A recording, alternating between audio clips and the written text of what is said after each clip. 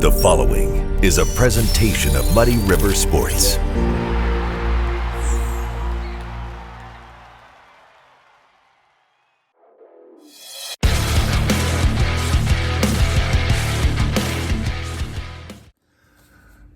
Welcome to another episode of Speak of the Devils, brought to you by the Range at KC. I'm Muddy River Sports editor Matt Schuckman, hanging out with Quincy High School football coach Rick Little. We've switched it up this week. Yeah, this is a little more comfortable. It is. I like. All are nice, but this is comfy. Well, you know, we obviously you spend a lot of time here in Lounge 46 is what they call it here in the Quincy High School football facility, honoring Riverview, former Quincy High School linebacker who wore number 46.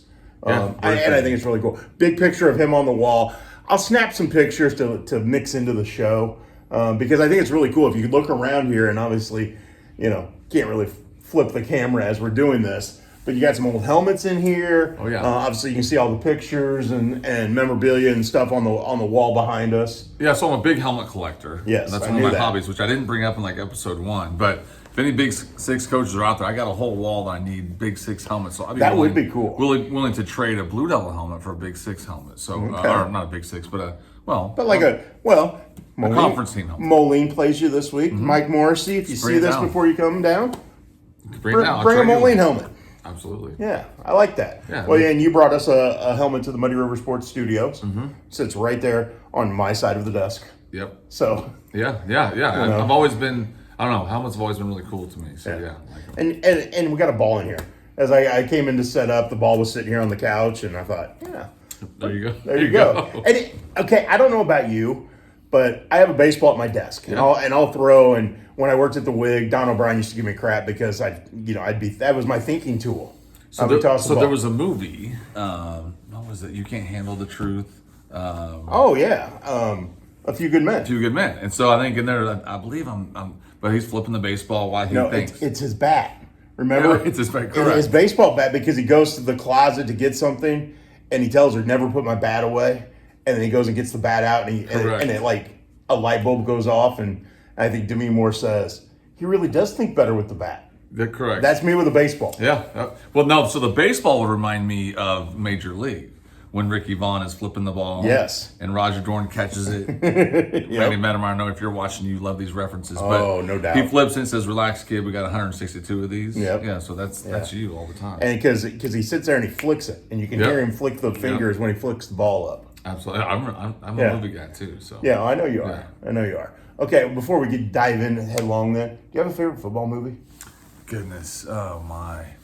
So I would say, let me think here. Gosh, we were just talking about this on the road trip with the kids. The last we went to Rocky. That's a good question. I mean, oh my gosh, because I like baseball movies are kind of more in my wheelhouse. Mine too. Because they're so good. The football ones are good. I may yell out some things just throughout the show as they come to mind. But to me, underrated good one. I mean, you wouldn't think of this, but the Replacements. I agree. Underrated good. I just enjoy it. Underrated good. I'm not sure it's the best of all time. No. But that's a good one. I would agree with that. I really like Invincible. Oh, okay. Mark Wahlberg played the Vince Papale story. So that's a great one. Now I've got an autographed Vince Papale jersey. Do you really? Oh, that's really cool. I do. So did you meet him? So no. So I dabbled in eBay just for a minute. I was on this auction. I'm like, how did I get in this auction? And I won this auction without even putting another bid in. But So a Vince Papale autographed jersey with letter of authenticity, all that stuff. Very cool. Very cool. And his story is a very cool story. And I think that's very unique to the NFL and everything. But your guys, if we really sat down and put our heads together, I bet we could come up with a list of stories of your players over the years. Oh, yeah. Who have a really cool, hey, this kid didn't come out, or this kid just came out of nowhere and did, and it was a factor for you. I mean, I think there's a couple guys on this team that you sit there and go, wow, who's that? And he's really playing well. And that's one of my favorite things of coaching is like, it's I mean, don't get me wrong, it's fun. Like the gyro rocks were fun, you know what I mean? They're all fun, but it's what really gets me is the kids that overcome things that work their butt off. I mean, I could name some names, I won't yet. But well, I'll go back to last year, just watching Max Wires come back from both knee injuries. Just he just loved football, loved competing, loved playing, and put it all on the line, even though he could have easily walked away. Oh yeah. Those are tough too, because we've had those conversations. I mean, this game, I love it, but it's rough, right? And No so with Max last year, it was like, hey, if you don't come back out, I get it. I mean, once you're here, but yeah, what a great story that was. Kind of how he finished and all the things he was able to do. Well, and there's a kid who was part of the next thing we're going to talk about is the Western Big Six Conference win streak. Yes, you beat Rock Island last Friday night, 53-6. 17th consecutive Western Big Six Conference victory, sets the conference record. But it wasn't just this team. And we had Ben Shelp on Muddy Night Lights on Monday night, and we talked about that. He's been a part of all 4 years of that streak, but it's all 4 teams, for all 4 seasons that stretches across. Yeah. Not just one group, lots of groups. That were part of that streak. And that's what made it special. Oh, and that's what kind of in the, I mean, it was, you look at the schedule, and this is just me, and I like to be honest. I do. Yeah. I don't, sometimes I get tired of coach talk. We're like, oh, we worked really hard this week. We do work hard. Every team works hard. Every you team, hope. But every team works hard. But you kind of look at the schedule, like, hey, this is something that again, we want to continue this thing. Yeah. And we know it's going to get tougher. But in the kind of, after that game was over last week, and just kind of then even answer some of the questions from the local media, it does, you sit there and think back about how far we've come. And I said this to a lot of people, but what I get really a kick out of is how many people that have influenced kids in our program. It's not Rick Little. It's all of our coaches, the QFL, the junior high, parents that drove them to practice, like through the years. And I know every program could say these things, but then, whatever we're doing, it has been working, right? To win that many games in a row. It takes more than just having have talent come through the program. Yeah. And I mean, I'm not looking for compliments. I'm just saying it's the people that are surround this program. So Bob Steinman, a great friend of mine, always says that, people make the difference. Yeah. And talking about companies, talking about sports teams, talking about, it's people that make the difference. It's not one guy, it's not one player, it's the people that surround it. And that couldn't be any more true with our program. And Bob Steinman can really fire a team up, can he?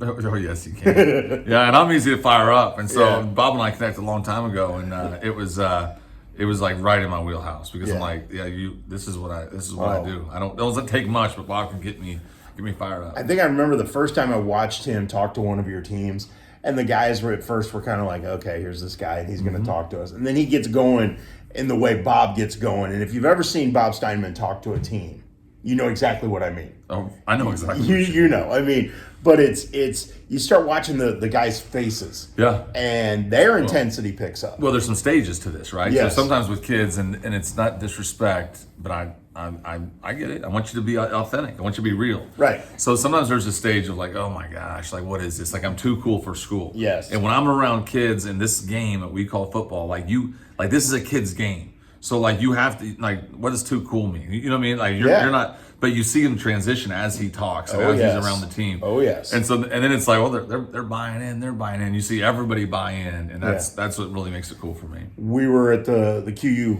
football home opener, and Bob was there. Yeah. Obviously has a special relationship with you and your son and all that. But I watched Tykel Hammers, who was down on the sideline by me, run over to make sure he talked to Bob. Yes. And it's just, those are the connections.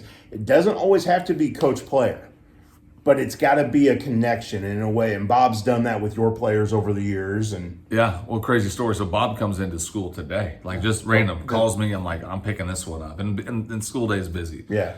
Comes in, brings donuts, and just wants to say, work hard. And he's always very professional in his motivation. Without a doubt. But it's let's go get the Maroons. Let's go get them. And so he gave you a little pep talk. A little pep talk. And obviously we know we'll maybe need some of that when it's a good team. But yes. But definitely, I love the fact that he's never forgot like how special this game is either. Yeah, true. Obviously, Friday night was a special game. You took care of business, beat Rocky 53-6 at Almquist Field. The one thing that jumped out to me afterward, and I was thinking about this as I was prepping for the show, you never want to over-celebrate on an opponent's field, but you want to also celebrate when you do something special. Does that go through your head? Because I know you had the banner made, which was really special, and you got your guys on the field to take a picture of it. Yep. but it didn't feel like you were disrespectful No. to Rocky because you celebrated on the field. Well, I'm glad you said that. We went into the end zone, Yeah, to be really right, to yep. really be away. Yeah. And it wasn't. We did it at the very very end, so it was kind of cool the kind of way we set it up. It was like, all right, great job. We'll go with the next one. Yeah. All right, let's get the team prayer. Your typical post game Right. huddle and stuff. And then we're like, let's get a break. And then I'm like, guys, did you really think that we weren't gonna celebrate Yeah. this? So then they get super jacked up. They did a good job. Took the picture, and again, it has everything to do with us, and no disrespect to anybody, Yeah. but those are memories that I want hanging on this wall. Right, You yeah. know what I mean? And so, And the banner's in the lounge. It's over there, ready to be hung up somewhere at some point. yeah, we're not going to hang it up until it's over, right? Yeah. Until it's over, and hopefully it's 19, 20, 21, 22. So Yeah. that one may go in the trash, right? And so hopefully, Nothing wrong with that. Hopefully that happens. But yeah, I thought it was. I asked the coaches too because. For me, I'm very sensitive to those things. Yes. Are we respecting the game? Are we respecting the opponent? And so, kind of pulled my coaches and like, there's a right way to do this. And I thought we did it. Well, I know some people shared pictures with me because I wasn't able to be there Friday night, but shared some pictures, and then somebody shared a video with me of the guys celebrating, and that was the first thing that went through my head was they celebrated on an opponent's field, but didn't do it in a way that showed disrespect. Yeah. And that really jumped out at me that it was done the right way. Well, I'm glad you said that because, like I said, not that I heard negative things. But that stuff it's very important to hear that coming from you, and really anybody that would think that. But I guess I didn't. Certainly, was no. I don't think there was disrespect there, but I don't think anybody felt that. No, but I know some people can think of that if you celebrate on an opponent's field or take it too far. Yeah. And that's what I was kind of getting at. You show respect to your opponents regardless of where you're at. Because you don't want somebody doing that here at Flynn Stadium if they beat you. No. Showing you disrespect. Nobody does. I think sometimes too. I think I've lost some tough playoff games here. Yeah. And I remember like, man, they're staying a long time. The other team is taking Yeah. the pictures, but I also think that it's one thing if you're stomping around doing different stuff, but I'm also like, well, hey, we gotta get better. We gotta get better. And so my way to is like tip the hat, but I'm gonna take it in. I don't need to watch it. Right. I don't need to watch it. But a situation like Friday night, you want your guys to celebrate it. You want them to embrace it and to be pleased with it. I mean, they accomplished something that had never been accomplished. Well, not only it's so many guys involved, but not only the guys on the field, but I know Caden Johansson was on our sideline. Nate Conrad was on our sideline, back from college because they were kind of in that ballpark. Because they're up in that area, yeah. So to me, it was like, this is so many people are involved with this. Yeah. So because you're not in the picture holding the banner, it doesn't even matter, right? It was all the work that so many guys have put in. You'll appreciate this. So we post links to all of our stories from Muddy River Sports on social media. Yep. X, Facebook. Can't really post a link to Instagram, but I noticed a bunch of former Blue Devil players making comments. And I'm talking guys that are from, I remember there was one specifically from my graduating class. And there were some from the years ahead of me. And I even saw some from the 70s making comments on this. Just the congratulatory things, the, hey, this is awesome type of stuff. Yeah. When the alumni get behind it, it's special, isn't it? It is, and I say this, and I always try to be respectful of this too, because I love the history of the program, But I think the guys that went through the tough times, that stayed in it, and then support our program, that's what makes us special. Yeah. You know what I mean? That's really because they want to be great so bad that they're willing to support and invest and be, and offer congratulatories. Well, those things are important. You and I talked about, you mentioned Caden Johansson. His dad. Yeah. Played during some of those lean times. Randy Medemeyer played during some of those lean times. And those guys are always been Blue Devils at heart and have continued to be supportive, obviously with Jason coaching in the program and that kind of stuff. But yeah, it doesn't always matter. The wins and losses don't always matter if you stay true to the program. You want to win. You want that success. You want to, but a 1-8 season back in 1990, for example, doesn't mean you're not a Blue Devil. Doesn't mean you weren't part of this program. Doesn't mean you don't want to continue supporting the program. you want to see the Blue Devils win every time. Yeah, and I think that goes really for every sport. Yeah. And just that's a tradition that we have here. And Yeah. but no question. Like it's not like I want to be the missing link. That's I'm gone now. Right. I want to be. I'm talking about their most recent guys. Yeah. But you want it to be great. Like you want it to be. No doubt. And I love when guys are able to accomplish new benchmarks in our program because it's like, that's what we want. Go chase it. Whoever you are, 8th grader, 7th grader, 6th grader, go chase that someday. And at the end of the day, it's just great for our program. It was funny, some of the media members that I'm friends with outside, certainly within the league, but then from outside, were asking me a lot last week. Man, can you believe this? Like, again, I experienced some of those losing streaks. I've written about some of those losing streaks. And then to see Quincy flip this. And to me, it isn't, oh my gosh, Quincy's good. It finally happened. Like, I always sat there and felt in it, and I've written it in the past. Quincy was a sleeping giant. It just needed to woke up. That there was always that potential, always that possibility. Well, now we're seeing what happens when you do wake up the sleeping giant. We set a conference record. Yeah, and I tell people, I feel like this whole process is like when you're a kid and you're getting taller. Like you don't feel it, you don't see it every day, but you are. You know what I mean? And that's been something that, like, with the teams that have come through, it's like, we're getting a little taller, getting a little taller, getting a little taller, and that's something that, like I said, you wake up one day and like, I'm grown, you know, and hopefully we're still growing, but that's how it feels. Well, to me, you've gotten taller. Now the frame is starting to fill out. Yeah. And now you're bulking up a little bit. Yeah. And to me, that's what the last couple of years feel like. It's, okay, you've grown. Now you're probably not going to get any taller. Right. But you can get stronger. You can get bigger. You can get tougher. Yeah. And that's how this feels. Yeah, and for sure. And like I said, it's like what excites me is that what we've got, with the current stuff. But I pay attention to the 8th grade, the 7th grade, the 6th grade, the 5th grade. I mean, that stuff. You know what's going on in the QYFL. I do. And so that makes me like excited. And I get excited when, obviously we want everyone excited, right? So when the QYFL coaches, the parents, the community's excited, like it's just a good place to be. It's a good place to be. And I don't mean just Quincy in general, but just as a program, the way that things are trending. And I think this Friday night, there's going to be some excitement at Flynn Stadium and all week leading up to it, because I think people are going to excited to see what happens when you face Moline. Yeah. So why don't we talk about that when we come back? Let's do it. Yep. Awesome. Absolutely. We're going to talk about the matchup with Moline this Friday night at Flynn Stadium when we return. This is Speak of the Devils, the QHS Football Coaches Show, brought to you by the Range of KC. It is fall, there's a chill in the air, there's also going to be footballs in the air here at the range. 29 TVs outside, 13 TVs inside, and we're going to have all of your NFL games. We're also going to have local games, so if you want to catch some high school or college games, you come here. Also, you asked for it, we brought it. Blue Moon is now on tap. And don't forget, you can always rent out our patio, private, just for you right here at the range. Welcome back to Speak of the Devils, the QHS Football Coaches Show, brought to you by the Range of KC. I'm Muddy River Sports Editor Matt Schuckman, hanging out with Rick Little here in Lounge 46. This is a cool place. It is. And I know how much your coaches just enjoy coming in here after games, after practices, and it's just a place to kind of unwind and relax and not feel the tension that sometimes comes with football. Yeah, it's really versatile because, like, even when we have film, when we have the film room, and then we have here, so we'll break it up, and so typically defense is in here, offense, and it's you got the high tables, you got the different things.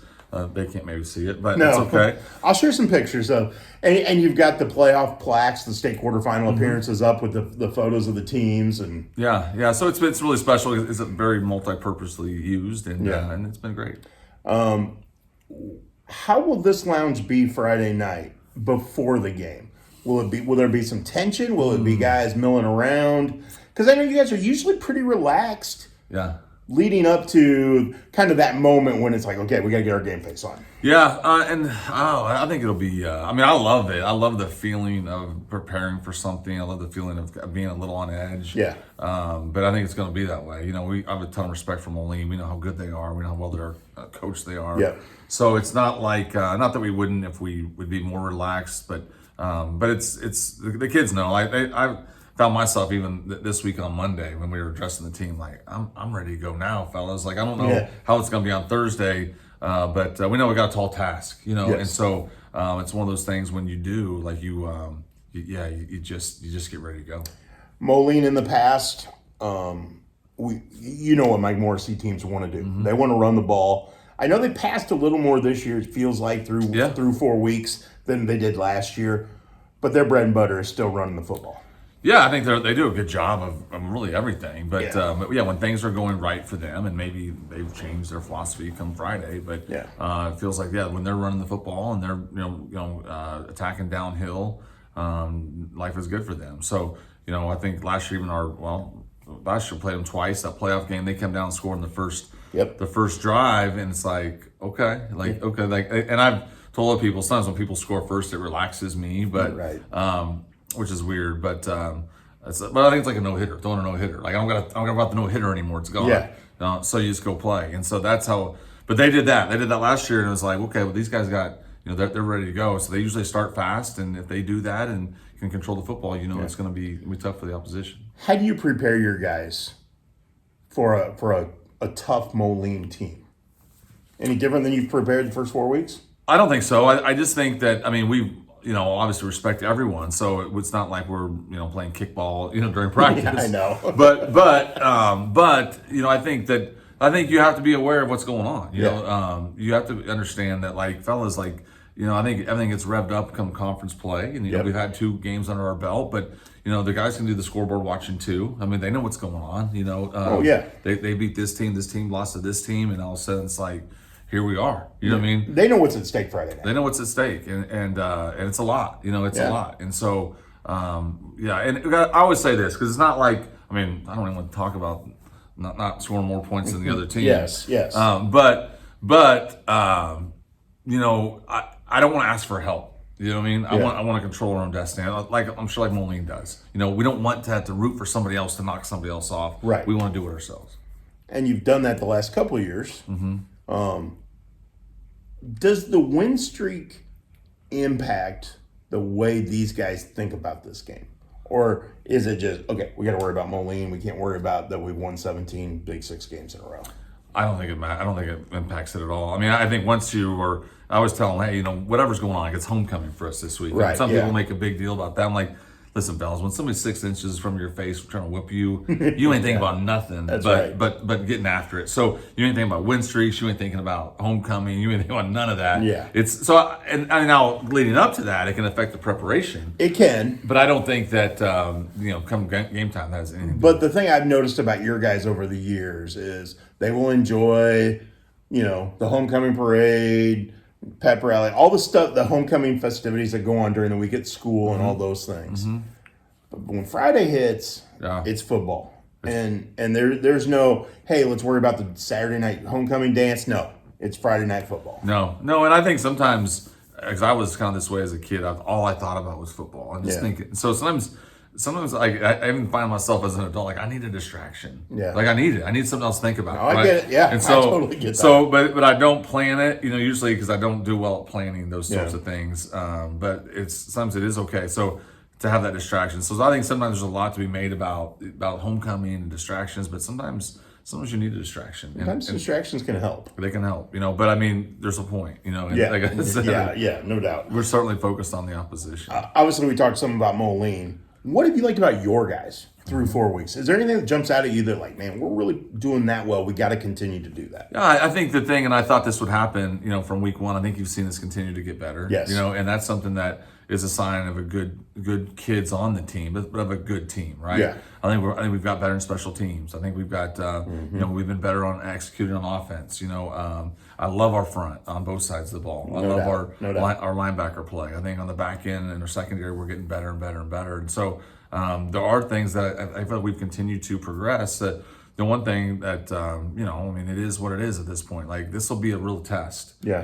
All we know is fighting it. Rock Island's fighting it. Rock Island's fighting it. Yep. So, but at the end of the day, it's kind of how we've done it too. I don't think we've really played down to a competition's level. We've played well. Played good football. I would agree. Talking with Ben Shelp this week, he brought and I asked him about the secondary, and he was very complimentary about the growth of a Clavell White and a Navion Tate.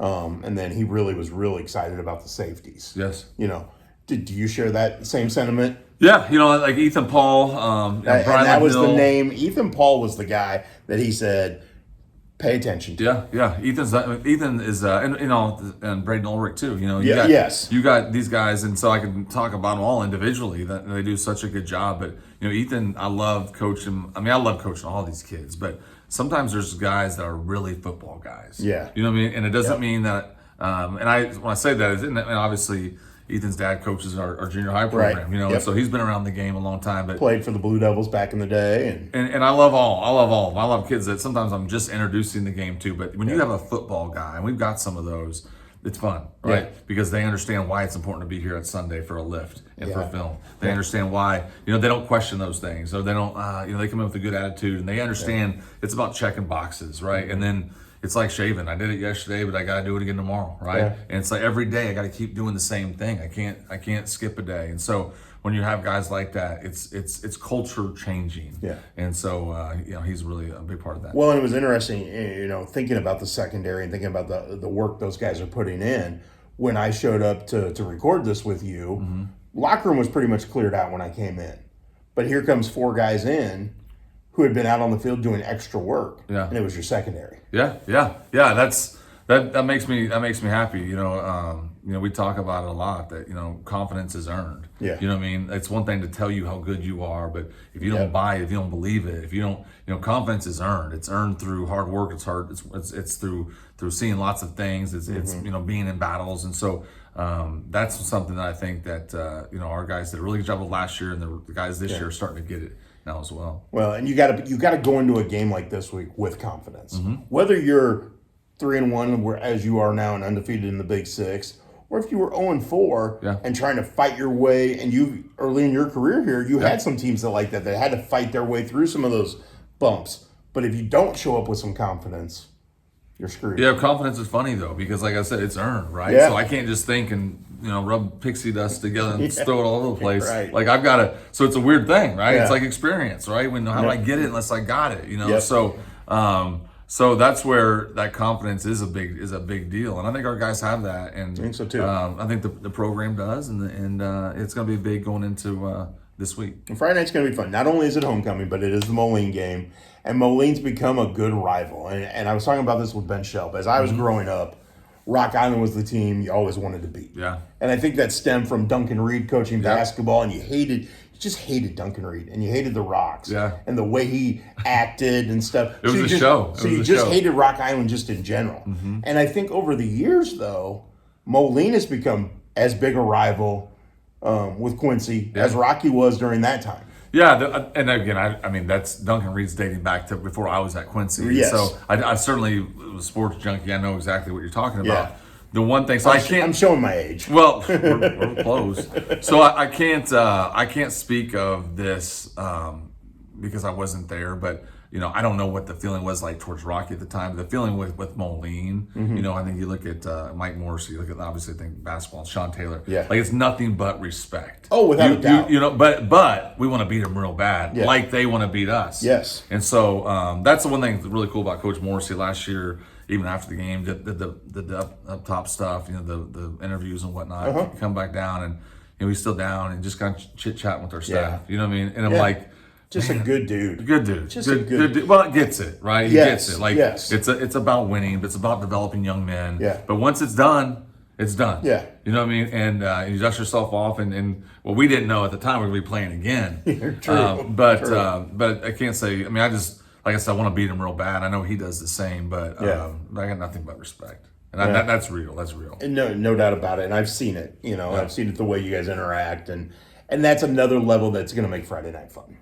Yeah. I mean, I think it is. I think too when I look over and he's ranting and raving, or if he looks over, I'm ranting and raving. It's being a competitor. Right? Oh, yeah. It's not about like I'm not going to talk to his kids, or he's not going to talk to my kids. It's just pure like let's compete and let our teams compete. You're going to compete to the buzzer sounds, and then you're going to walk over and shake his hand. Yeah, always. I mean, that's just what it is. This is a game. I mean, at the end of the day, this is a game, and it's a vessel for us to build building the young men, and I think they both, Moline and us, get that. Well, we'll see. 7 o'clock-ish kickoff Friday night. Yeah, there is an underclass game first. Yeah, it starts at 4:30, so they may have made that change. So it used to start at 5, right. so now things get sped up just a little bit. So we'll have about 7 o'clock kickoff Friday night right here at Flynn Stadium. Obviously, homecoming festivities, but it should be a lot of fun. I'll be here. I'll be hanging out in the end zone with Coach Wassman. Hopefully he's here on Friday night. Yeah, that'd be good. Coach Q and those are always good feelings when they're there, because like, you just know that. We've been through a lot of battles with them, so it's going to be fun to see them out there as well. Awesome. Well, we got one more segment coming up. Might be fun. This is fun because we don't script this, so no, we don't. I'm going to take over this next one and put you on a hot seat. So let's see how this goes. All right. Well, we're going to take a break. We'll see what happens when we come back. This is Speak of the Devils, the Quincy High School Football Coaches Show, brought to you by the Range of KC. We'll be right back. It is fall, there's a chill in the air, there's also going to be footballs in the air here at the range. 29 TVs outside, 13 TVs inside, and we're going to have all of your NFL games. We're also going to have local games, so if you want to catch some high school or college games, you come here. Also, you asked for it, we brought it. Blue Moon is now on tap. And don't forget, you can always rent out our patio, private, just for you right here at the range. Welcome back to Speak of the Devils, the QHS Football Coaches Show, brought to you by the Range at KC. Rick, it's been fun, and I'm really glad we moved in here. I love the locker room look with the helmets hanging in the lockers behind us. Mm-hmm. But I think this will give people a little more appreciation for everything you guys have put together, your staff, the alums who helped put all this together. The lounge is pretty cool for anybody who's never been in here. Yeah, it is. And like I said, we the whole project is first class, and the guys did a great job. When it was put together, and the thing I love, our kids certainly appreciate it. You wonder sometimes kids that haven't been here before. When I mean haven't been there before, I've almost felt guilty when the new guys moved in, because it's like it's really built on the hard work of that's the way all things work, right? Yeah, it is. Things are built like. But I will say this: your guys take care of the facility, and it's some of it's little things, taking their cleats off before they come in the locker room, that kind of stuff. I've never walked in the locker room after a practice or a game where it's been so dirty that it's like, man, I can't. This is awful. No, like they pick up after themselves. They do a good job of making sure they respect the facility. They do, and we as coaches too know how important it is, and so we feel like we have on our own little schedule too. Like hey, we gotta. Oh, I've seen different coaches working on vacuuming and doing laundry, and it's not just one guy doing everything. Everybody, I mean, it's a great place. We have a great staff, and I mean, I could go on and on and on, but I really feel like you're stalling here a little bit because it's time for the first edition of Schuck on a Truck hot seat edition. So the tailgate's a little warm tonight. If we were actually sitting outside, little bit. It's raining when we're doing this. We couldn't sit on the tailgate. No, couldn't sit on the tailgate. But so here's what I think is important here. So I was thinking, what can I do? I feel like I talk a lot during this. So I want you. Yeah, you've said that every week lately. I want to make you talk a little bit. Okay, that's fine. So these are going to be hard-hitting questions. They're going to be all over the place, right? Okay, let's go. Now, I'm really good at putting people on the hot seat and making. Sometimes I revel. Are you going to try and make me uncomfortable? I'm trying to make you uncomfortable, and sometimes I revel in being uncomfortable. Okay. Like you have to be comfortable being uncomfortable. Yeah, right? Exactly. So with this, right? So I'm going to ask about 4 questions. Okay. Some are going to be easier than others. All right. Okay. But we'll deep dive into this. So let's go. You do have the option here. No. Before we say let's go, you need to know the rules. All right. Okay. So if you're like, this is too hot, I need to pass. Okay. I'll let you pass till next week, or maybe you have to look up stuff. Oh, okay. So if something doesn't click right away, I can pass and go do my research so I give you the right answer? Right. Okay. Or if you need to call a friend, your phone is there, but you could use my phone. Oh, okay. And I would let you call a friend. Okay. Okay, so now you understand the rules. Okay, I got the rules. All right. And this is beautiful because he has no idea where I'm coming from. No clue. You even told me, you told me a little bit that you wanted to do this before the show, and you said you actually talked to your son, Braden. He said, "Dad, don't do it." He said, "Dad, don't do it." So, thanks for having my back, Braden. Well, or mine. I'm not sure. I'm not sure here. So, but I'm gonna do it. All right. Let's do it. So this could be any sport. It could be anything else. Yeah, you can ask me anything. You know that. All right. So, are you ready for this one? This is tough. Okay. Now, I want you, and I know you're a deep thinker, but deep diving. Don't just go with the obvious. Okay. All right. Are you ready, Schuck? I'm ready. All right. Better minor league career. Jim Wassman or Josh Raby? Jim Wassman. Whoa, that's quick.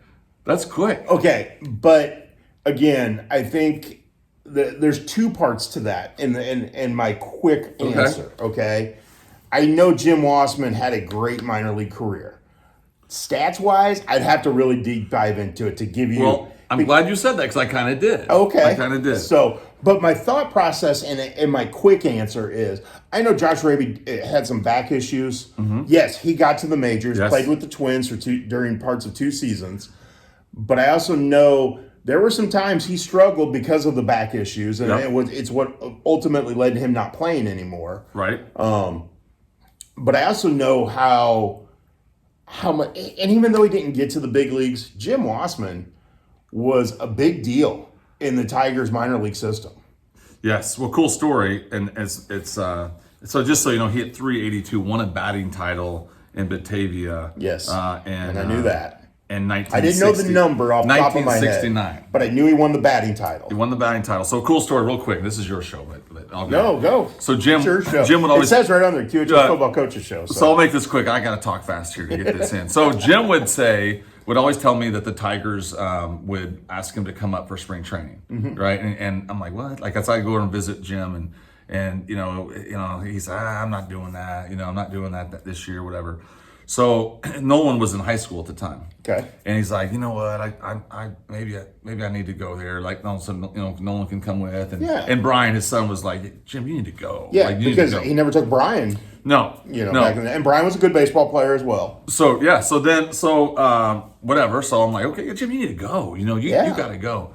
So maybe, fast forward a couple weeks later, I go to the house and Jim's got these like Lakeland Tigers, Detroit Tigers mugs. He's like, hey, you want a mug? He got some mugs at the thing, and I'm like, how'd it go?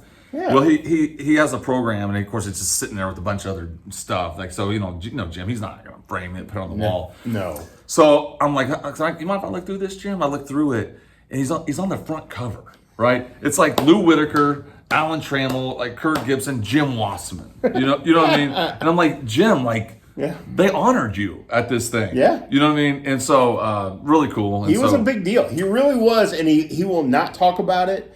I've tried for years to get him on Schuck on the Truck. There was one day he went, oh, yeah, I guess I'll do it. And then, the next week, he's like, you don't want to talk to me.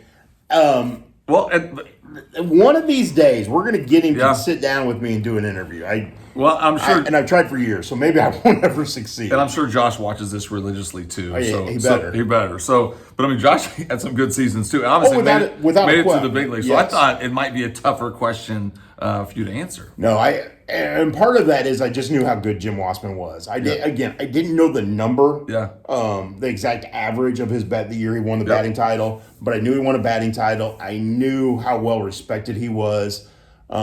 Isn't there a Louisville Slugger bat with a Jim Wassman? There is. Yeah, yes. See? Yeah. So if you signed with Louisville Slugger, you had a contract with them. Yep. They have your signature, and if you go to Louisville Slugger Museum in Louisville, you're like, they have all those. It's there. It's there. It's really It's cool. there. It's that's very good. That's good.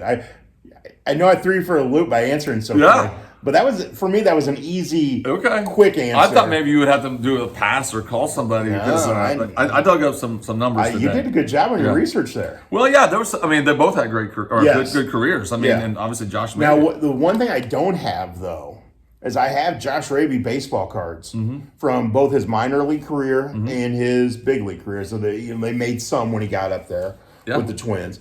But I have, a Rochester Red Wings Josh Raby card and a New Britain, whatever, Battle Cats. I can't remember what their nickname is off the top of my head. But I have several Josh Raby cards. I don't have a Jim Wassman baseball card. And I don't know if there were ever any made. We could do that. We could. We could. We could do that. We could. That would be. We should. Oh, see, now you got the wheels turning. A giveaway at a Blue Devil game of Jim Wassman cards. Well, I was thinking, or the bobblehead. Or the bobblehead would be cool too. But he's going to be mad at us. Oh, yeah, he'll love this. Hey, so question two. Question two. All right. So you're a high school football coach back in the 80s to 90s. Okay. All right. It's 4th and 1. Okay. And on your bench, you have Michael Washington, Ron James, Oh, my. and Big Rob Munson from Hamilton. Oh, wow. Which running back gets the carry on the 4th and 1 to decide the game? Now, a lot of people think my first answer would be Michael Washington. Obviously, had a relationship with Michael Washington, got to know him through my years at Mizzou when he was playing there. And Michael Washington was probably when I started working at the Herald League part-time at the age of 15, just doing weekend. Yeah. A lot of it was just weekend chores, so filing stuff, just to be around the sports department. Michael Washington was a big deal. It was a big deal. Huge deal. So I think a lot of people would go, oh, it's got to be Michael Washington. I mean, he had kids show up to Monroe City practices and carry his helmet to the field as he went out to the field to practice. I mean, he was a big deal. He was a big deal. Rob Munson was a big deal. You know, the good old Jim Replinger days in Hamilton, and Rob Munson could lay somebody on their back. Yeah, I was a freshman when Rob was a senior, and so it wasn't like I was, sniffing a lot of varsity time at the time, but I remember, I don't want to tackle that guy. No. I would not want to tackle that guy. And so, it's definitely stuck in my memory. But if I had to make a choice, 4th and 1, it's going to be Rhino James. Okay. Part of that is he was just such a beast. Yeah. Just, he ran over people. But I remember when he was playing for Mizzou, I was covering Mizzou. They played Ohio State. Ohio State's middle linebacker was Andy Katzenmoyer. Yeah. And we built it up. Are they going to go head to head? And they did. And it was like a Titanic boom.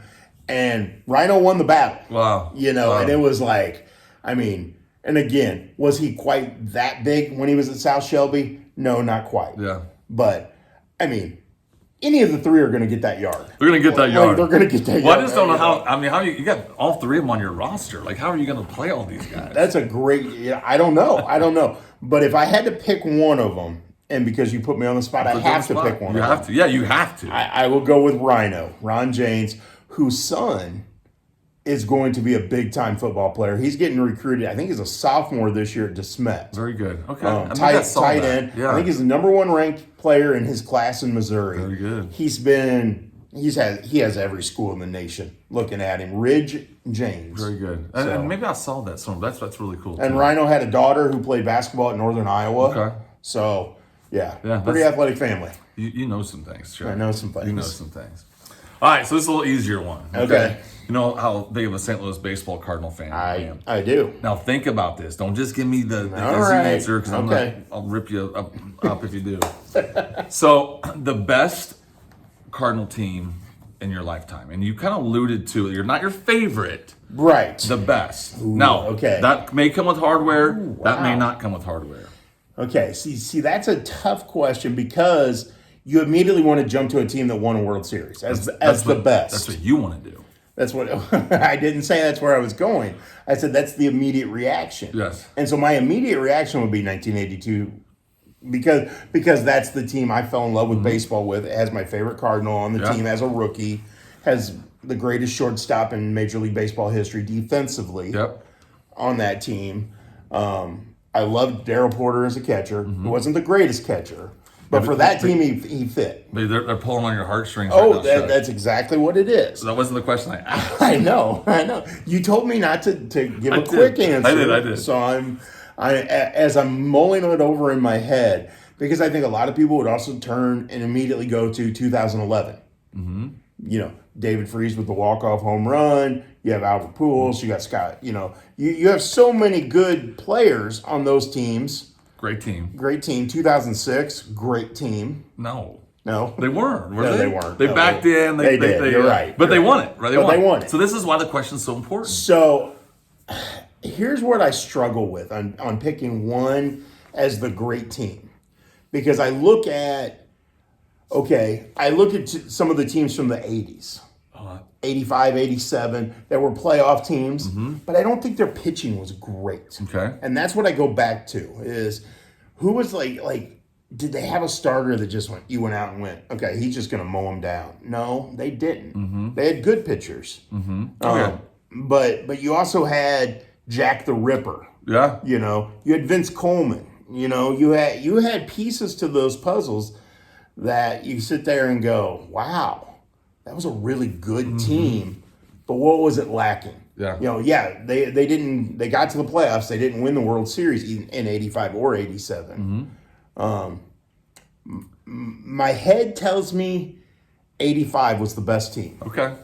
So I will throw this out there. Okay. Because I love those teams. Yeah. I love those teams. That's how I grew up, right? Yes. Those are my heroes, Right, right? exactly. But the team that I think you're missing here is the 2004. Okay, I figured that's what MV3 team that got swept by the Red Sox. Yeah. You know, I don't think a starter missed a start the whole year. They No, had you're 3 probably MVPs, and they added Larry Walker late.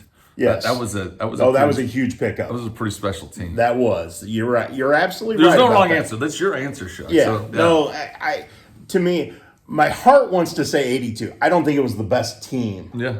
But the game was different. Without a doubt. And I loved Whitey Ball. Oh yeah. But that's what makes me go 85. You got Willie in center, you got Vince Coleman, you got Ozzie. Yeah. You know, you've got guys that could just flat out get after it. And I still think, one, they got screwed by Don Denkin Jr. Oh yeah. Well, I know. I do know. You know. So maybe they're, I don't know. 85 would be my pick. Okay. No, and there's no wrong answer. So without sitting here and looking stats up and everything, but just going off my memories and all that. And 85 would be. That was a memorable team to me as a young kid, but I would say the 014 just because you had it makes sense. the MV3 situation. But I got you. All right, last question, Schuck, and this is tough, and I don't hate to do this. Is this going to be one where I'm going to have to pass to next week, or do you think I'm going to have an answer? This might be because this was going to upset some people. Oh, okay. So I don't want you to upset people, but I've upset people a lot over the years. This may upset communities. Oh, right? Okay. Well, it will. What would depend if you answer it today? It always does. So, Schuck, here's the question. Okay. Who wins Brown County Camp Point? When you threw that, okay. I will start this conversation by saying this. I've seen Camp Point in person. I have not seen Brown County in person. And mad respect to both teams. So without a doubt. And for all people who don't quite know this, your brother is the head coach of Brown County. Yes, he is. Yeah. Yes. But you also have a relationship with Brad Dixon very Central. good. Yeah. And, First and class. I have good relationships with both and both communities. Friendly fire. This is friendly fire. Here's where I stand as of today. Let's bring it, Schuck. Let's go. What do you got? The number one team in the state has the advantage. It's at Camp Point Central. Is it? It's at Camp Point this year. Are you sure? I'm positive. It's next week because Okay. you're on the road. Okay. Trust me, I've mapped out the schedule Okay, to see where I'm going. You would know, yeah. Because where I can't technically bring the truck and park it in the end zone here at Flynn. Actually, I might be able to because the track's so messed up that they wouldn't care if I drove over top the track. Yeah, it's painted blue. It all match. You know, I don't know. I don't know if Chris Klingel would go for that, but Probably not. we may ask. You know, Yeah. hey, it never hurts to ask. It never hurts to ask for forgiveness. But they do let me drive over top their all weather track at Camp Point to put the truck in the end zone. Yeah. And so that's how I know it's at Camp Point because Okay. we've already discussed that. Yeah, now Brown County does a great job, and they do a great job with their facility in that field. But when I go to a game there, they hang a sign on the fence in the end zone. Shuck spot. There you go. That's cool. know, That's respect. Rick Kunkel, you're the man. That's respect. It's pretty cool. You're not answering the question though. You're not. I mean, I see a lot of things thrown around, but you're not. By the way, before I answer it, did you know that your nephew Vince is going to job shadow Chris Stewart next Monday night? Very so he's good. going to come into the Monday Night Lights show and hang good. out and see how we do things. Yeah. Yeah. Well, if you need anything on Vince, I've got it all. So Good. if you need to see, does he get flustered or can I get to him? I got it all. How would he react if I said, "Hey, Braden, just show up"? I don't think you'd. They get along. You don't think he'd flinch? Nah. I was like, I got to behave. My cousin's here. he won't. I know they get along Yeah. really well. So we'll have that next week, and I will be doing stories on players from both teams next week to lead up to the big build-up because they're both going to be 5-0 based on who they play this week, or should be. I don't want to put. So you're not going to answer this, are you? And it's okay. We can give a teaser for next week if you need to do more research. Oh no, I don't need to do my research. I'm just trying to figure out how the best way. Who am I gonna upset more? And I think I know, but Which community is bigger? I mean, that's the fact that the game is in Camp Point, and fact is Camp Point has the series advantage right now in the last few years. Mm-hmm.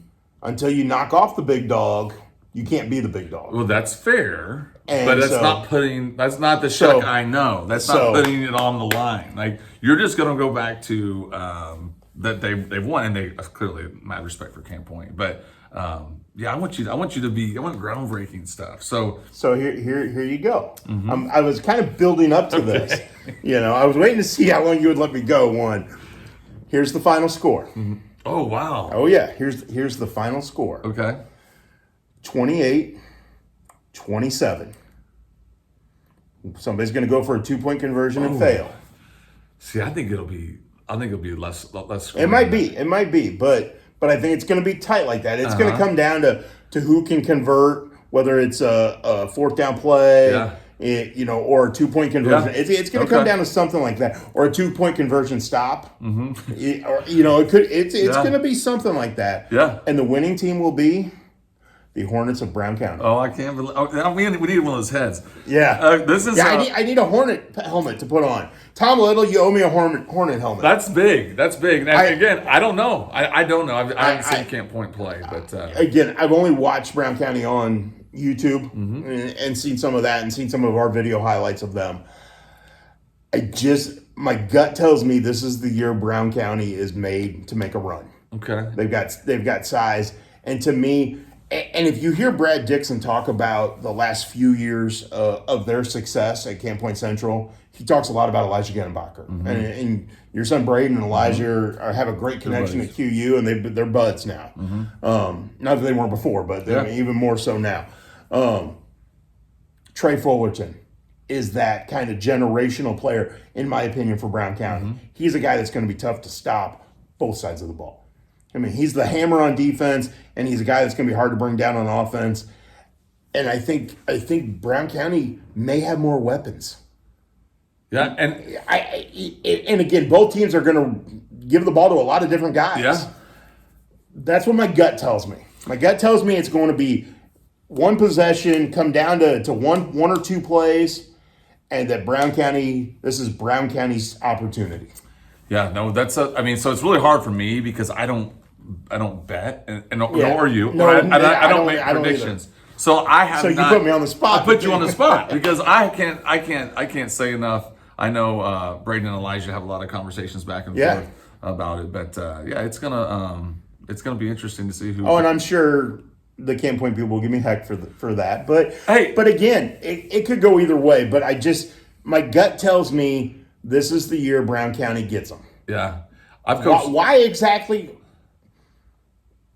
I mean, size up front. I mean, Brown County's got some big boys up front, and I think Trey Fullerton's the best football player on the field because Caden Niekamp might not be on the field for Central. If Caden Niekamp was playing for Central, you'd have 1A and 1B as far as best football players on the field. With Caden Niekamp out, Trey Fullerton to me is the best football player on the field that night. Yeah, and like I said, I'll take your word for it because, like I said, I can't.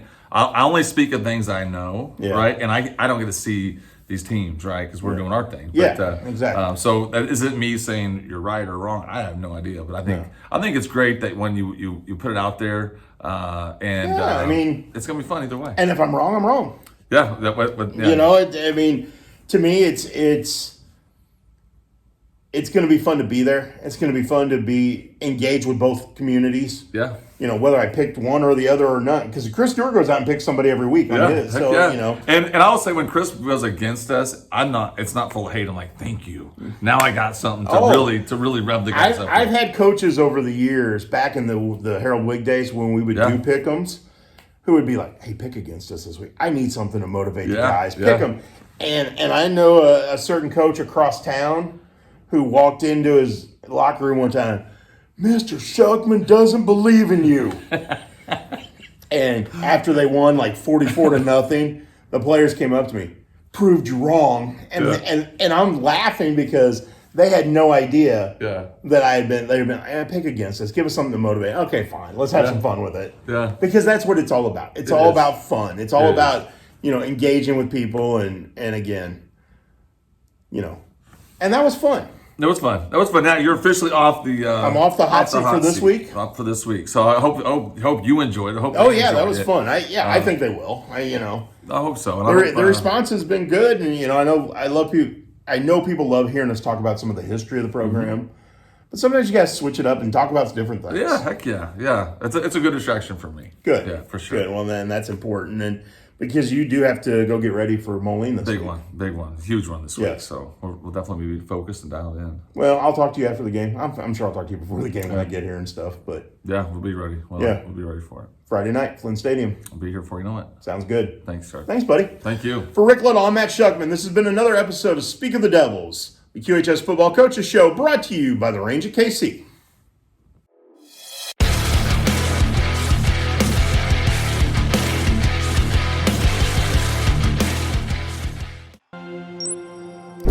Muddy River Sports. Our home, our sports.